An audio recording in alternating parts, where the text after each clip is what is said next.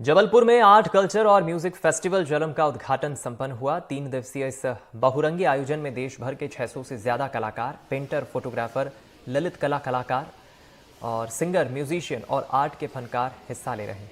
यह जलम का 8वां आयोजन है। जलम का शुभारंभ विख्यात कार्टूनिस्ट आबिद सुरती ने किया। साथ ही आशीष पाठक के निर्देशित नाटक अगरबत्ती का मंचन किया गया। इस समय हम जबलपुर के सांस्कृतिक पथ यानी कल्चरल स्ट्रीट पर है। यहाँ पर 3 दिवसीय जलम फेस्टिवल चल रहा है। यह 8वां वर्ष है। इसके आयोजक विनय अंबर हैं, जो स्वयं भारत के जाने माने कलाकार हैं। विनय जी, ये क्या है फेस्टिवल? इसमें आप लोग क्या करते हैं और किस तरह से देश भर से आप आर्टिस्टों को यहाँ इकट्ठा करते हैं? जबलपुर एक संस्कारधानी शहर है, सब जानते हैं, संस्कारों की नगरी है।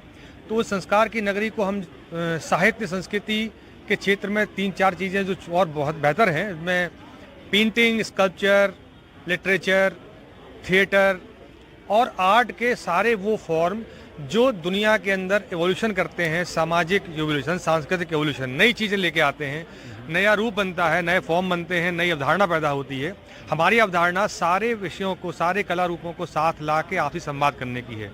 पिछले 7 सालों में जबलपुर में लगभग 1000 कलाकार, जिनमें साहित्यकार, लेखक, एक्टिविस्ट, फिल्मकार आ चुके हैं। इस बार जबलपुर में लगभग देश के 8 स्टेट से चित्रकार यहाँ पर हैं, और चित्रकार जो भी आते हैं सब जाने माने चित्रकार हैं, देश के युवा हैं, अपने वर्ग के, अपने क्षेत्र की जाने माने हस्तियाँ हैं। हम लगातार यहाँ पर ये काम इसलिए कर रहे हैं क्योंकि हमारे शहर के लोग इसको जानें, नई तासीर पैदा करें और दुनिया को देखें उस नज़र से जो नज़र आपकी अपनी बनती है। तीसरी बात यह है कि जब हम साहित्य का आयोजन करते हैं तो चूँकि हमारा शहर साहित्य का गौरव रहा है, हम कविता पाठ के थ्रू यहाँ कविता की बात करते हैं। स्कल्पचर यहाँ बन रहे हैं। पीछे हमने पिछले साल किया था काम म्यूरल में, इसमें सांगमरमर में, इस बार हम मिट्टी लकड़ी में काम कर रहे हैं। तो इस तरह से चीज़ें बन रही हैं। शाम को अगरबत्ती का नाटक शो है। कल यहाँ पर बहुत बड़ा एक सिंगर है, सूफी, जो गोवा से है, हरप्रीत आ रहा है हमारे साथ। सबसे बड़ी खूबसूरत बात है कि आबिद सुरती जैसा व्यक्ति जो 90 साल की उम्र में पानी पर काम कर रहा है, वो हमारे साथ है। तो ये सारी अवधारणाएं, सारी चीज़ें हमारे जबलपुर के विश्वास को कायम रख के यहाँ आती हैं और हमारे शहर को समृद्ध बनाती हैं, सांस्कृतिक राजधानी को समृद्ध बनाती हैं। एक कोई सबसे बेहतर चीज़ बताइए जो पिछले 8 वर्षों में आपने यहाँ पर बुलाई हो और जो इस बार अपना प्रदर्शन कर रही है।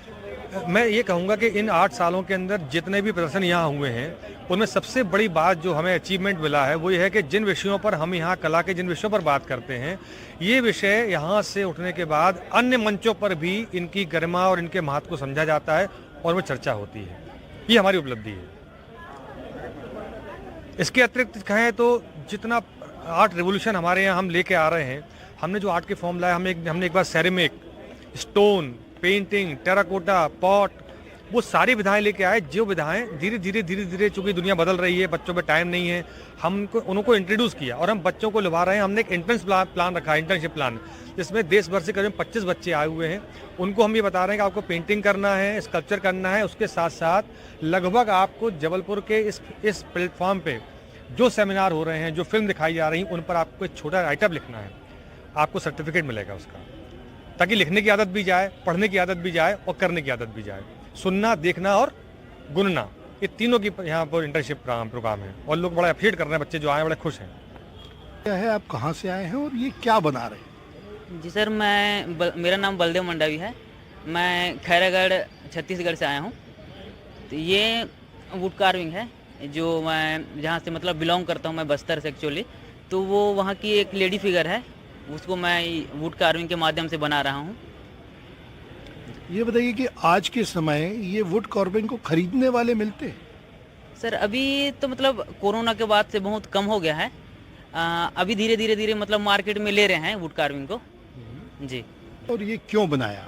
ओके, मेरा नाम रिव्या बकत्रा है, मैं इंदौर से आई हूँ और इस पेंटिंग का टाइटल केम छो है। इस पेंटिंग का टाइटल केम छो है विद क्वेश्चन मार्क, और ये पेंटिंग दर्शाती है, व्यूअर्स से पूछ रही है कि आप कैसे हो, क्योंकि आप देख सकते हैं उस पेंटिंग में वो ऑलरेडी केले पे बैठा हुआ है और वो ऐशो आराम और फुल ऑन मौज मस्ती और चिल वाइब में है। सो वो व्यूअर से पूछ रहा है कि आप कैसे हो, क्योंकि मैं तो बहुत मज़े कर रहा हूँ और खूब मज़े में हूँ। अच्छा, एक आप कमर्शियल आर्टिस्ट हैं, तो मैं ये जानना चाहता हूँ कि अब समय, आज के समय आप लोगों की डिमांड बहुत हो रही है, तो क्या कहता है मार्केट?